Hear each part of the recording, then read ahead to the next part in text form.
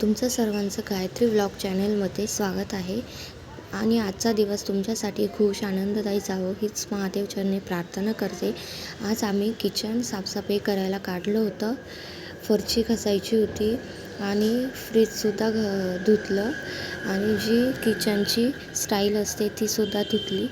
तर मी फरशीवर पहिले निरमाचं पाणी टाकून घेतलं, ते खराट्याने प्लॅस्टिकच्या खराट्याने चांगलं पसरवून घेतलं, तोपर्यंत भिजू दिलं।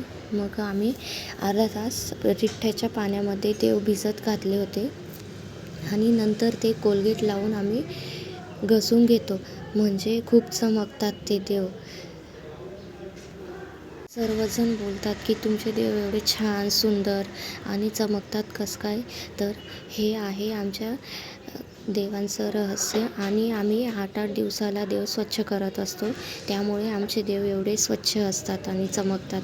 तर आणि किचनसुद्धा आम्ही महिन्याला साफसफाई करत असतो। स्वच्छता असली की कसं एकदम छान वाटतं, डोळ्यांना बघायलासुद्धा नेटकेपणा वाटतो आणि लक्ष्मीचासुद्धा आपल्या घरात सहवास असतो।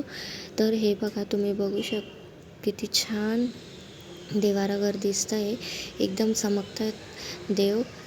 आणि काल आम्ही डबेसुद्धा घासले होते, हे डबेसुद्धा खूप चमकतात, ते रॅक पुसून घेतली होती आणि इथे पूर्ण सगळं किचन साफसफाई करून झालं आहे। शिव आता उठला आहे, शिवचा चालला आहे नाश्ता।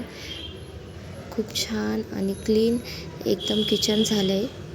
आता इथे सर्व आवरून झालं आहे आमचं आणि आता मी इथे शेवची भाजी करते आणि पोळ्या करायच्या आहे आम्हाला, शेवची भाजी आणि पोळ्या।